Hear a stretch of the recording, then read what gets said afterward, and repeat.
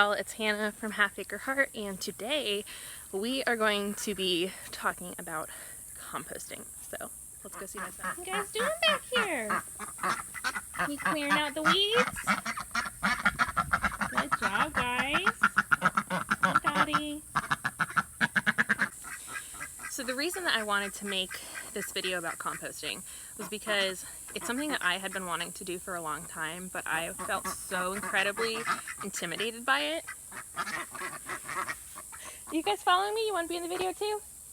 But I felt so incredibly intimidated by it, and I was convinced that I would end up with just a hot pile of garbage in my backyard, which here in Florida would not be very good. It's very hot, and if there's something stinky outside, it's going to stink even worse. But after starting and doing it, I did a lot of research. A lot of it was a little bit overwhelming. A lot of it gets really technical, and after I started, I realized that it's really not that hard. It's very simple. You just need to remember a few things.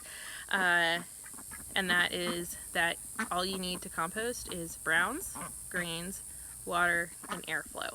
That's all you need to remember. And of course, like a container to put it in. So I'm going to show you my container. Alright, so this is the container that I use for my compost. It is literally just wood pallets put over T-posts to hold it upright. You can obviously purchase composting bins or construct one that's maybe not just wood pallets. I've seen people use the big huge plastic trash cans that they drill holes in. This is what I use though. I didn't want to spend a whole lot of money, especially because part of the reason I'm composting is not only to reduce my waste and repurpose it, but to save money in my garden. So instead of having to go out and buy soil, I am creating my own. That is probably a lot better for my garden than anything that I could buy at like a big box department home improvement store. So I did it this way. You can do it however you want. I've heard people say, oh, it needs to be at least 4 by 4 by 4 for it to really work. However, I haven't had a problem with this, and I'm not creating a huge amount of volume at this point, but I have had finished compost twice now that I've been able to add to my garden. As you saw, it's definitely not finished right now. But anyways, so that's all you need to know about container. Alright, so the things that you are going to be adding to your compost are going to be your greens and your browns. If you've watched other videos that maybe are a little bit more technical, you've probably heard them talk about carbon and nitrogen and all of that stuff. And I'm just going to tell you what I use and some other options that I know of for those things. So your greens are going to be your kitchen scraps. And as for kitchen scraps, you want it to be basically like your vegetable peels, so fruits and vegetables. I don't put any citrus in mine just because it takes a little bit longer for those rinds to break down. You can, it's up to you. And then I also do not put avocados in mine, and you don't want to add any oils or meat products, and the reason is because those take a lot longer to break down than your fruits and vegetables will. So those are your greens, and then your browns for me looks like anytime I clean out the duck house, their bedding, I switch between wood shavings and just straw, and I have found that the straw breaks down a little bit quicker, but the ducks seem to like the wood shavings better, so I switch in between, and I just, when I clean it out, bring it over here, and that's my browns. Now you can use like dried leaves when you rake your yard, or you can use things like sawdust. That's all what you have available or what you're willing to spend money on. I just like to use what I have readily available. This isn't something that I want to have to put money into. You can, that's your choice. So those are your browns and your greens, and the last thing that you're going to be adding to your compost is water. So your compost needs moisture in order to break down. The way it works is that your compost will attract beneficial microbes that are going to break down your that are going to compost your compost. And it needs to stay wet in order to do that. So I don't come out and right now water my compost. When it was dry, I did. However, we've been getting rain just about every day, so I don't really have to worry about that. And then we already talked a little about airflow with your container for your compost. The reason that's important is because those microbes that you're wanting to break down your compost, they need that oxygen. If you starve your compost of oxygen, you're going to be attracting the bad bacteria, and the bad bacteria is what's going to make it smell. So as long as you have the airflow and you're not adding like a whole bunch of food scraps with like a tiny sprinkle of browns on top, it shouldn't be stinky. So far I have had no issues with stink. And then as far as ratios go, this is something that I read a lot about, and how can you like quantify, like I'm not going to go and weigh how much of my greens I'm putting in, so I just make sure that I put more browns than greens, end of story. And that I top my compost off with browns as well, a good like 3-4 inches. So I don't really worry about ratio as long as there's more brown than green. And then as far as daily maintenance, if it's really dry out, yes, you need to water. And then every here and there you're going to need to turn your compost. I think this is a 12-tine rake. This is what I had on hand. A lot of people use a pitchfork. You can use a shovel. Use whatever is your preference or what you have on hand. This works just fine for me. And I turn my compost anytime I add to it, and also if it's just been sitting for a while, I'll go ahead and turn it. And looking at my compost, there's one other thing I want to talk about, and that is bugs. So when it's really wet out, like right now, we're getting rain just about every day, as I said, and I live in Florida, so we have lots and lots of different kinds of ants, and they are more active and get into more things when it's wet. So if you see ants in your compost, don't worry about it. It's probably just very wet and is not really an issue. When you dig through it, you might see like maggots, and that's also fine.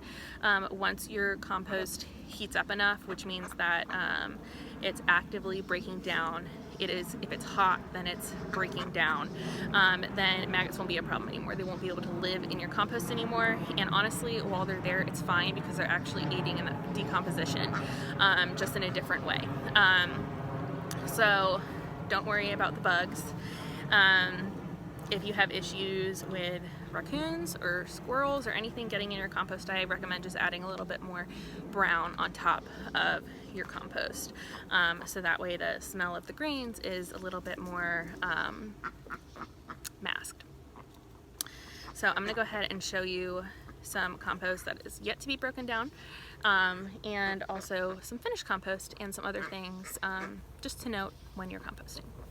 Alright, so here, this is some compost that was just started a few days ago, so it's not very broken down. Now I do have some things that I don't want in here, like these weeds. But that is because I don't have anything down here to kill the grass. I will be doing that at some point soon. And then these are sunflower stalks that instead of throwing them in here, I should have put them with some of my other plants that I tore out and ran them over with a lawnmower instead of putting them in here, because they're just going to take a little bit longer to break down. But it's really not a big deal. Now if I pull this back, you can see that this is all wet right here, and then if I keep going, now I'm not vermicomposting, however I do have worms in there. You can also see some ants, but you can see that is getting broken down really well, and your compost, when it's breaking down properly, will not smell. It will just have an earthy smell to it, if anything. So I will probably turn this in the next couple days. Any food scraps or anything that you throw in here, again, just cover up with your browns so that nothing gets to it. You can see that there's feathers from the ducks in there. Again, that's fine. If that doesn't break down all the way before I put it in my garden, I'm not concerned. Let's see. That is a habanero pepper that fell off the plant. I just threw it in here. It's not covered up, but that's fine. This is a squash plant. So your compost does not have to be perfect. It will still work, whether it is like picture perfect or not. Mine is not picture perfect, but it is still benefiting my garden. Now we're gonna look at some finished compost. It's actually not on top over here because I added on top of my homemade compost. I mean, you're probably not even gonna be able to tell a difference, but on top of my homemade compost, I put like a mulchy soil that I already had on hand, just for water retention. And when it's ready, it will just be a nice, rich, dark brown. And again, it will not smell. If you want, you can put it in not completely decomposed. That's what I did for this bed, and I did that because it did not already have any plants in it. But this right here is something that you may experience when dealing with compost. This is a volunteer tomato plant. I do not mind volunteers. Obviously, if you don't want a tomato plant wherever you put down your compost and you see something springing up, you can pull it. That is sorry, my dogs. They're just playing. That is actually 2 tomato plants, and this one, I don't know what it is yet. It is either going to be a squash or a cucumber. And then some other things I added intentionally after everything was completely broken down. And that was over here, some sunflowers and alyssum. Anywho, so if you are putting kitchen scraps or scraps from the garden into your compost, do expect to have some volunteers. I see it as a good thing. And these so far, I mean, it is hot this time of year, and these tomato plants are so robust right now. I mean, they're very, very healthy. So again, I see it as a plus as far as composting goes. Alright, y'all, so I hope that eases your fears of composting a little bit. I just find it such a rewarding thing to do, and so much easier than I ever thought it would be. And one of the big driving factors, besides adding things to my garden, amendments to my garden, and reducing my own waste, is I learned, this is something I probably should have known but didn't, that when you throw your food scraps in the garbage bag and you send that off to the dump, because it's in a garbage bag, it is only going to be getting those like bad bacteria. That's why garbage stinks. And it's actually going to create a bunch of methane that eventually will be released into the atmosphere, which we don't want. If you're composting, that's not going to happen. So anywho, if you have any questions, please leave them in the comments. If you have any additional tips that maybe I do not know or didn't mention, also leave that in the comments, and make sure that you like and subscribe so that you can keep up with my channel. Bye guys!